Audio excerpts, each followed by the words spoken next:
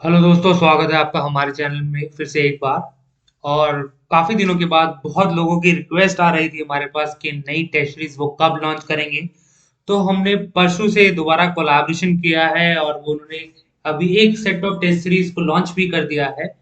अब number of test series की एक हम लेके आ रहे हैं, दोबारा से प्रिपेयर कर रहे हैं हमारे कंटेंट क्रिएटर्स और जितने भी हमारे एक्सपर्ट्स हैं अकाउंट्स के, वो लगे हुए हैं ताकि एक बेहतर कंटेंट स्टूडेंट्स के लिए लाया जा सके। और जिस तरीके से इस बार 150 प्लस कैंडिडेट सेलेक्ट हुए हैं, अब की बार और भी ज्यादा हो सके।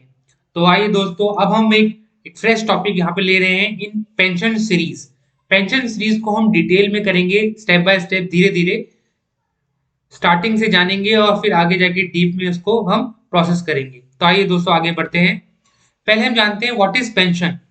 Pension is admissible to permanent employees who retire or are retired with a qualifying service of not less than 10 years. तो दोस्तों, जिन जो एम्प्लॉयज हैं उनकी सर्विस एटलीस्ट 10 साल की होनी चाहिए, तभी वो लोग पेंशन के लिए, और वो भी परमानेंट एम्प्लॉयज, एलिजिबल होते हैं। अब हम टाइप्स ऑफ पेंशन देखते हैं। टाइप्स ऑफ पेंशन में जैसे कि हम सब लोग जानते हैं, सुपर एन्युएशन पेंशन, ठीक है, तो इसके बारे में आगे हम नेक्स्ट स्लाइड में पढ़ेंगे सबके बारे में। दूसरा है रिटायरिंग पेंशन। तीसरा, पेंशन ऑन एब्जॉर्प्शन इन और अंडर अ कॉर्पोरेशन, कंपनी और बॉडी ओन्ड और कंट्रोल्ड और फाइनेंस्ड बाय द गवर्नमेंट।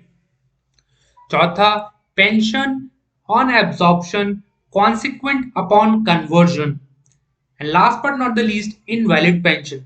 दोस्तों, इसके अलावा भी टाइप्स ऑफ पेंशन होते हैं, वो हम हमारी नेक्स्ट वीडियो में पढ़ेंगे। अभी हम इन 5 के बारे में यहाँ पे पढ़ेंगे, ठीक है।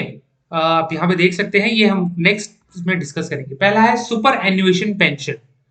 सुपर एन्युएशन पेंशन, जैसे कि आप लोग सब जानते हैं, जब एक एम्प्लॉय 60 इयर्स की एज अटेन कर लेता है, वो रिटायर हो जाता है, तब उसको सुपर एन्युएशन पेंशन मिलती है। वो ठीक ठाक बिल्कुल वेल ऑफ करके 60 इयर्स की अपनी एक एज में उसको रिटायरमेंट दी जाती है, तब सुपर एन्युएशन पेंशन के लिए वो एलिजिबल हो जाता है। तो इस पेंशन के बारे में आगे क्या क्या होते हैं, क्या क्या फायदे बेनिफिट्स है, वो हम और जब डिटेल सीरीज में जाएंगे तब करेंगे। अभी हम सिर्फ ओवरव्यू लेंगे। Next, retiring pension. अब दोस्तों, रिटायरिंग पेंशन क्या होता है?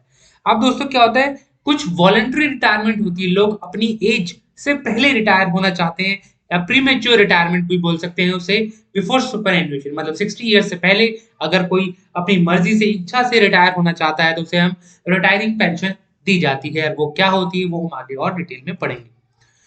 Pension on absorption. अच्छा, अब दोस्तों क्या होता है कि कुछ लोग एब्जॉर्ब कर जाते हैं किसी कंपनी में, कॉर्पोरेशन में, जिसको कंट्रोल और फाइनेंस करती है गवर्नमेंट, मतलब गवर्नमेंट द्वारा वो फंडेड होती है। तो उस केस में पेंशन कैसे होती है? वो पेंशन तभी होगी अगर कि जो एब्जॉर्प्शन है उसे गवर्नमेंट ने परमिट किया है। मतलब अगर कोई employ, government employ corporation company में जाता है जिसको गवर्नमेंट फाइनेंस करती है, गवर्नमेंट ने परमिट किया है, तभी वो पेंशन के लिए एलिजिबल होता है। चौथा केस है हमारा pension on absorption consequent upon conversion. आप दोस्तों देखो, ये क्या सी पेंशन होती है? Of A government department into a central autonomous body of a public sector undertaking.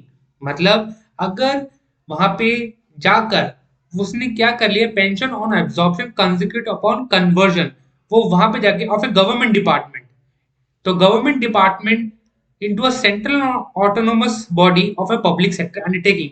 मतलब अगर कोई डिपार्टमेंट था गवर्नमेंट का और वो एक सेंट्रल ऑटोनोमस बॉडी बन जाता है एक पब्लिक सेक्टर अंडरटेकिंग की, तो वहां पे भी वो पेंशन के लिए एलिजिबल हो जाता है। फिर दोस्तों, यहाँ पे हम अपनी वीडियो को एंड करेंगे। प्लीज लाइक, शेयर और सब्सक्राइब कीजिएगा। आगे की जो वीडियोस है हमारी, वो हम नेक्स्ट में देखेंगे।